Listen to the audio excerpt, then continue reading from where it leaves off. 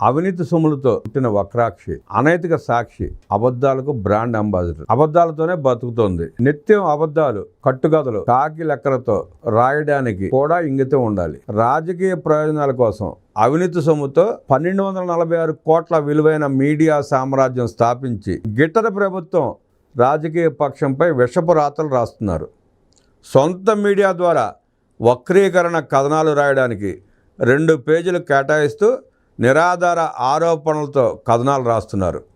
నిజాలు దాచి నీచపు రాతలు రాయడం, ప్రభుత్వంపై విషం చిమ్మడం జగన్ రెడ్డి రోత పత్రిక సాక్షికి అలవాటు. జగన్ రెడ్డి అధికారంలో ఉన్నప్పుడు ప్రజల్ని మభ్యపెట్టేందుకు రాసిన తప్పుడు రాతలే ఓడిపోయిన తర్వాత కూడా అబద్ధపు నీచ నికృష్టపు రాతలు రాయడం శోచనీయం. పచ్చిగా నిజాలతో నిమిత్తం లేకుండా పత్రికా విలువలకు తిలోదకాలు ఇచ్చి అరాచక రాతలు రాసినది రోతపత్రిక. ఉన్నది లేనిది గాలి పోగేసి విషం కక్కుతూ కథనాలు రాస్తూనే ఉంటుంది. ఇటువంటి ఉగ్ర రాతల వల్ల, ఉగ్రవాదుల వల్ల వచ్చే ప్రమాదం కన్నా అబద్ధాల రాతలు రాస్తూ ప్రజలను తప్పుదారి పట్టించాలని చూస్తున్న పత్రిక వల్లనే ప్రమాదం పొంచి ఉంది. అది ప్రమాదం కూడా ఎక్కువ ఉంటుంది. ప్రతి అంశాన్ని వక్రీకరిస్తూ ప్రజల్ని నమ్మించడానికి ప్రయత్నిస్తున్నారు. అబద్ధాలతో, కుతర్క వాదనలతో ప్రభుత్వాన్ని బదనాం చేయడానికి పూనుకుని తప్పుడు రాతలు రాస్తూనే ఉన్నారు. యాక్సిస్తో అడ్డగోలు ఒప్పందం, ప్రజలకు 25 ఏళ్ల షాక్ అంటూ విద్యుత్ కొనుగోలు ఒప్పందాలపై 5/5/25న సాక్షి దినపత్రికలో తప్పుడు వార్త రాశారు.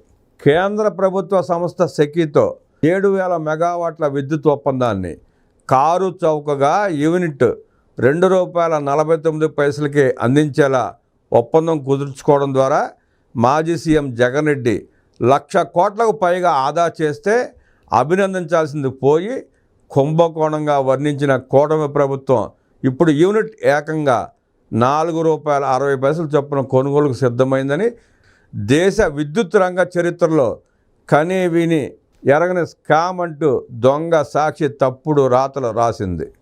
ఈ తప్పుడు రాతలు ప్రభుత్వాన్ని ఏదో విధంగా బదనాం చేసేందుకు కట్టుకథలు రాస్తూ సొంత మీడియా ద్వారా విషం కక్కుతున్నారు. నిరాధారమైన వ్యక్తీకరించబడిన రాతలు అవి. ప్రాథమిక ఉద్దేశం ప్రకారం మరొక రాష్ట్రంలో స్థాపించబడిన ఒక స్వతంత్ర సౌర ప్రాజెక్టును ఆంధ్రప్రదేశ్ రాష్ట్రంలో ఏర్పాటు చేయబడుతున్న ఆరి హైబ్రిడ్ ప్రాజెక్టుతో పోల్చడం, వార్తా సంస్థ వైపు నుండి వివిధ రకాల పీపీఎల్ను పోల్చడం మరియు ఉద్దేశం ఆపాదించడం తప్ప మరొకటి కాదు. విద్యుత్ ఒప్పందాలపై రాష్ట్రాన్ని తాను ఏదో ఉద్ధరించినట్లు తప్పుడు రాతలతో ప్రజలను మభ్యపెట్టాలని చూస్తున్నారు జగన్ముట్ట. అబద్ధాలను అందంగా చెప్పడంలో దొంగ సాక్షి ఆరితేరింది. ఆ పేపర్కి అబద్ధాలు తప్ప నిజాలు రాయడం తెలియదు. యాక్సిస్ BBB ప్రాజెక్టుకు సంబంధించి వైసీపీ ప్రభుత్వం 2022 అంటే పవర్ కొనుగోలు ఒప్పందం PPA ఒప్పందం ప్రకారం యూనిట్ ధర ₹5.12కి ఒప్పందం చేసుకున్నారు. అంతేగాక 2022లో కోర్టుకు వైసీపీ ప్రభుత్వం ఇచ్చిన ఒప్పందం ప్రకారం గతంలో కుదిరిన MOUలను గౌరవిస్తామని ఒప్పుకున్నారు. ఆ హామీపై ఆధారపడి ఈ PPA సైన్ చేశారు. ఇప్పుడు APREC ఆ 22లో సైన్ చేసిన PPAకి ఆమోదం తెలిపింది. APERC స్వతంత్ర సంస్థ. ఇది విద్యుత్ చట్టం కింద పనిచేస్తుంది. అందులో ప్రభుత్వానికి ఎలాంటి సంబంధం లేదు. పైగా APERC వైసీపీ ప్రభుత్వం నిర్ణయించిన ₹5.12 టారిఫ్ను తగ్గించి ₹4.60గా నిర్ణయించింది. అంటే యూనిట్కి ధర తగ్గింది. దీనివల్ల రాష్ట్రానికి ప్రతి ఏడాది 108.78 కోట్ల ఆదా అవుతోంది. దీనివల్ల 25 ఏళ్ల కాలానికి 2,719 కోట్లు ఆదా అవుతుంది. ఈ ప్రాజెక్టు ద్వారా ప్రతి సంవత్సరం 2,091 మిలియన్ యూనిట్లు విద్యుత్ ఉత్పత్తి అయ్యే అవకాశం ఉంది. ఈ ప్రాజెక్ట్ బ్లూఫీల్డ్, యాక్సిస్ ఎనర్జీ కలిసి చేపడుతున్నారు. ఈ ప్రాజెక్ట్ నిర్మాణ దశలోనే రాష్ట్రానికి 780 కోట్ల GST ఆదా వస్తుంది. తర్వాత 25 సంవత్సరాల్లో ప్రతి ఏడాది 29 కోట్ల చొప్పున SGST రావడం ద్వారా 731 కోట్ల ఆదాయం రాష్ట్రానికి లభించనుంది. ఈ ప్రాజెక్టు పరిశ్రమలకు ఎంతో ఉపయోగపడుతుంది. మిగతా ప్రాజెక్టుల కంటే ఎక్కువ సామర్థ్యాన్ని అందించడం ఈ ప్రాజెక్ట్ ప్రత్యేకత. కనీసం 100% సమర్థతతో పనిచేస్తుంది. విండ్, ఎనర్జీ స్టోరేజ్ మూడింటిని కలిపి విద్యుత్ ఉత్పత్తి చేస్తుంది. ముఖ్యంగా ఉదయం సాయంత్రం వీక్ టైంలో 2 గంటల పాటు నిరంతరంగా విద్యుత్ను అందిస్తుంది. నేరుగా అనుసంధానం అవుతుంది. దాంతో ఎటువంటి అదనపు ఛార్జీలు ఉండవు.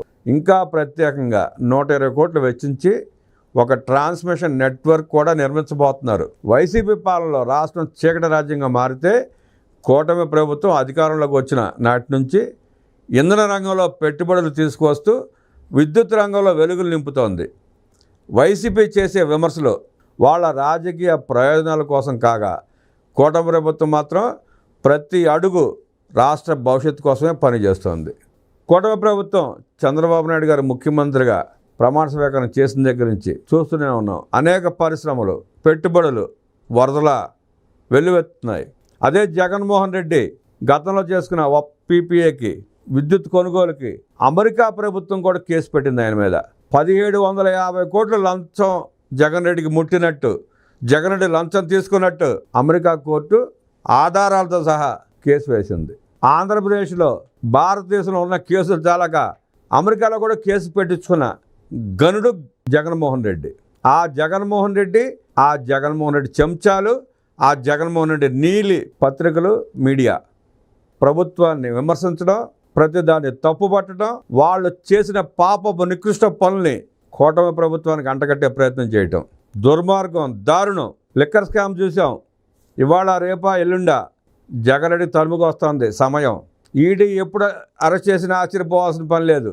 జగన్మోహన్ రెడ్డి ఆంధ్రప్రదేశ్ లిక్కర్ స్కామ్లో తను ముఖ్యమంత్రిగా ఉండగా చేసిన లిక్కర్ స్కామ్లో ఈడీ ఏ క్షణమైన జగన్మోహన్ రెడ్డిని అరెస్ట్ చేసే అవకాశం ఉంది. ఆరోపణలు, తప్పుడు రాతలు, తప్పుడు కోతలు నీలి మీడియా చేత చేపిస్తున్నాడు.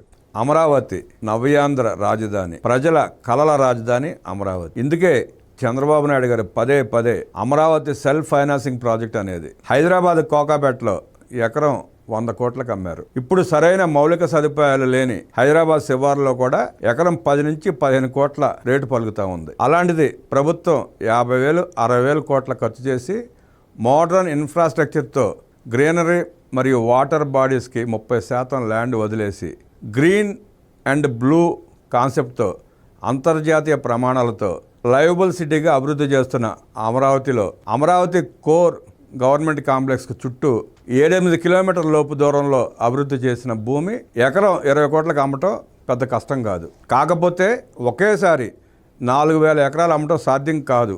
దీనికి ఒక 10 ఏళ్ళు టైం పట్టవచ్చు. అప్పటికి ఎకరం భూమి విలువ 100 కోట్లకు చేరినా ఆశ్చర్యం లేదు. ఎందుకంటే కాలం గడిచే కొద్దీ భూమి విలువ సహజంగా పెరుగుతుంది. అభివృద్ధి చెందుతున్న ప్రాంతంలో అభివృద్ధి చేసిన భూమి విలువ ఇంకా ఎక్కువ పెరుగుతుంది. అప్పుడు ప్రభుత్వానికి ఆ రోజుకి మిగిలిన భూమి అమ్మితే వచ్చే ఆదాయం గణనీయంగా పెరుగుతుంది. ఈ ఆదాయం ఒకటే కాదు, ఈ మధ్య ఇంటర్వ్యూలో మంత్రి నారాయణ గారు మాట్లాడటం చూసాం. అమరావతి అభివృద్ధి చెందిన తర్వాత అమరావతి నుంచి GST రూపంలో ప్రతి సంవత్సరం కేంద్ర ప్రభుత్వానికి 6,000 కోట్లు, రాష్ట్ర ప్రభుత్వానికి 6,000 కోట్లు, మొత్తం కలిపి 12,000 కోట్ల రూపాయల ఆదాయం ప్రతి సంవత్సరం వస్తుందని చెప్పారు. అందుకే అమరావతి అక్షయ పాత్ర లాంటిది అనేది. నగరాలే ప్రభుత్వాలకు ప్రధాన ఆదాయ వనరులు. అర్బనైజేషన్ తక్కువగా ఉన్న ప్రస్తుత ఆంధ్రప్రదేశ్లో అమరావతి అభివృద్ధి చెందడానికి అవకాశం చాలా ఎక్కువ ఉంది. ఎలాగూ ఈ 5 ఏళ్లలో ప్రభుత్వం అమరావతి మీద 50 నుంచి 60,000 కోట్లు ఖర్చు పెడుతోంది. ఆ 60,000 కోట్లలో దాదాపు 10,000 కోట్లకు పైగా GST రూపంలో ప్రభుత్వానికి తిరిగి వస్తుంది. ఖర్చు పెట్టక తప్పని పరిస్థితి ప్రభుత్వానిది. ఎందుకంటే 10 ఏళ్ళు దాటినా రాజధాని నిర్మాణాలు పూర్తి కాలేదు. భూములు ఇచ్చిన రైతులకు డెవలప్డ్ ప్లాట్ తప్పనిసరిగా ఇవ్వాల్సిన పరిస్థితి ప్రభుత్వానిది. ఇప్పటికే చాలా లేట్ అయింది. జగన్ రెడ్డి 5 ఏళ్ల అమరావతి ఆపి ఏం సాధించాడు? 15,000 కోట్లు ఖర్చు పెంచాడు. కాబట్టి ఏ విధంగా చూసినా అమరావతి అభివృద్ధి చెందితే అతిపెద్ద లబ్ధిదారు ప్రభుత్వమే. దాని మీద ఇంకా చెడు ప్రచారం చేసి దాని ఇమేజ్ ఇంకా పాడు చేయాలని ప్రయత్నాలు చేస్తే ఎక్కువగా నష్టపోయేది కూడా ప్రభుత్వమే, అంటే ఆంధ్రప్రదేశ్ ప్రజలే. అమరావతిని అక్షయ పాత్రగా మార్చుకుంటారో, జగన్ రెడ్డి తొట్టి గ్యాంగ్ చేసే విష ప్రచారం నమ్మి అప్పుల కుప్పగా మార్చుకుంటారో, రాజధాని విషయంలో ఇంకా అనిశ్చిత అలాగే ఉండాలని కోరుకుంటారో నిర్ణయించుకోవాల్సింది ఆంధ్రప్రదేశ్ ప్రజలే. పక్క రాష్ట్రాల్లో రాజధానికి నీటి అవసరాల కోసమే వేల కోట్లు ఖర్చు చేస్తున్న ఈ రోజుల్లో అమరావతి అభివృద్ధి చెందితే చుట్టుపక్కల ఏ రాష్ట్రానికి లేని అత్యాధునిక మౌలిక సదుపాయాలు, అత్యధిక గ్రీనరీ, సమృద్ధిగా నీటి వనరులు, ఏమాత్రం పొల్యూషన్ లేని, ట్రాఫిక్ జామ్ అనే మాటకు అవకాశం లేని విశాలమైన రోడ్లతో, పూర్తిగా అండర్ గ్రౌండ్ డ్రైనేజీతో ప్రభుత్వానికి మంచి ఆదాయం సమకూర్చే ఆధునిక రాజధాని నగరం అమరావతి రూపంలో భవిష్యత్తు తరాలకు దక్కుతుంది అనేది 100% నిజం. దీనికి ఒక్కరే అడ్డు, అదే జగన్ రెడ్డి.